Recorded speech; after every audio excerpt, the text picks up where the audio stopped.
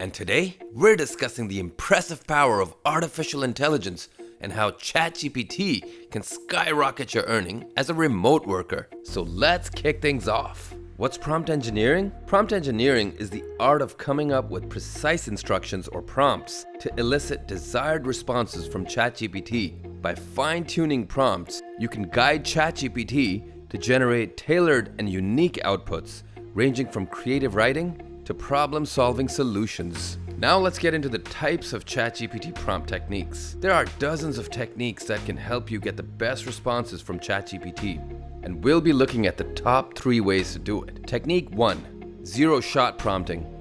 Imagine asking ChatGPT a question without giving it any prior information or examples. Zero-shot prompting allows ChatGPT to generate responses based solely on the existing knowledge, like answering a question without any context. Technique 2. Few-shot prompting. This is similar to zero-shot prompting, but with a little more guidance. With few-shot prompting, you provide ChatGPT with a limited amount of context or examples, helping it to better understand what you're asking for. This technique comes in handy when you're asking ChatGPT to perform more complex tasks. Technique 3. Chain of thought prompting.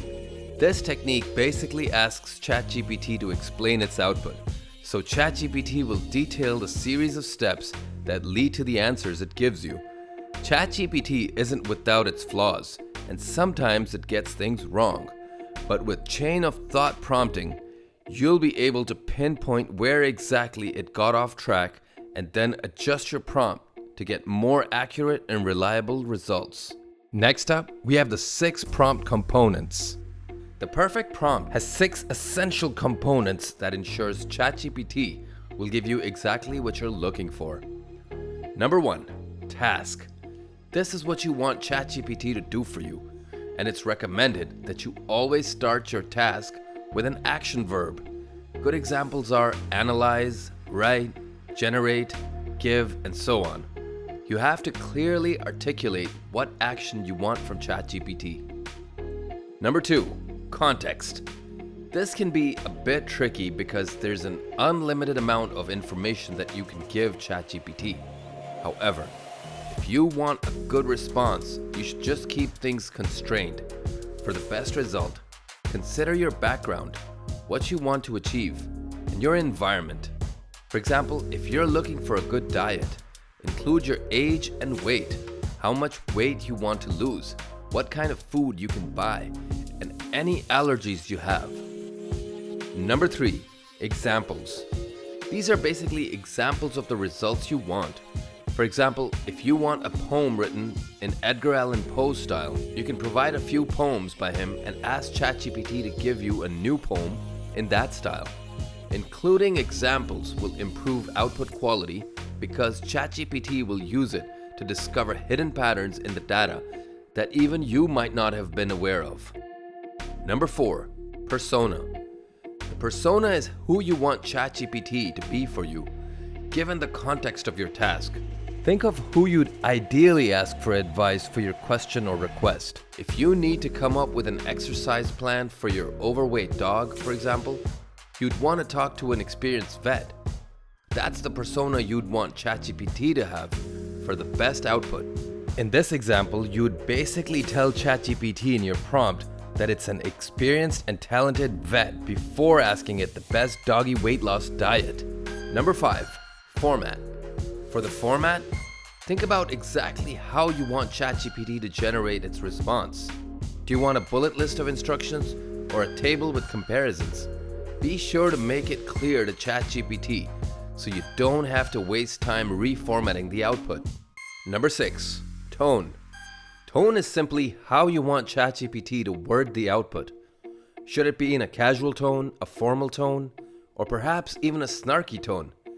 Adding this information to your prompt will get you a more surprisingly original result than just going with ChatGPT's default tone of voice.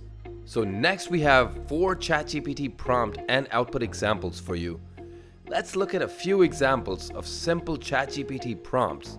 You can see what works and what doesn't work for you. Example 1. Task plus format. Bad prompt: tell me about cats. Good prompt: Generate a detailed paragraph describing the characteristics, behavior, and care required for domestic cats. Example 2. Task plus persona plus tone. Bad prompt: tell me about artificial intelligence. Good prompt: you're a large language model expert. Can you explain the concept of artificial intelligence like I'm 5? Example 3. Context plus task plus format. A bad prompt: give me a list of the top 10 stocks.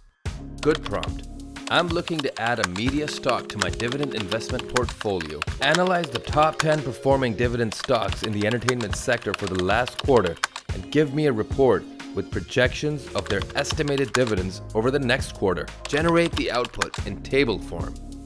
Example 4. Task plus tone plus context plus examples. Bad prompt: help me make my Tinder match laugh.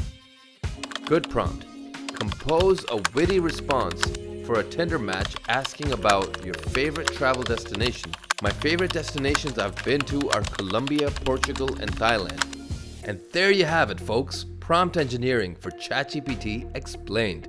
ChatGPT is trained on over 300 billion words, tapping into the collective knowledge of the internet. So yeah, the hype is real. ChatGPT can do it all, from managing your daily work schedule to acting as your robo wingman, feeding you witty responses for your Tinder matches. But most important of all, you can leverage ChatGPT to earn over $250,000 per year as a prompt engineer, one of the hottest new jobs in tech. Not to mention you can earn millions of dollars in just a keystroke by starting an AI startup without even knowing how to code. Of course, there's a lot more to the topic, but doing that would take hours. For instance, we haven't discussed best practices for effective ChatGPT prompt engineering. This includes directing the output format and asking follow-up questions. But for now, you should have a pretty good idea about the basics of prompt engineering. Thanks for watching. If you learned something today, give this video a thumbs up and subscribe for more remote money tips. And don't forget to check out our other video, Top 10 Digital Nomad Visa Countries. And see you in the next video.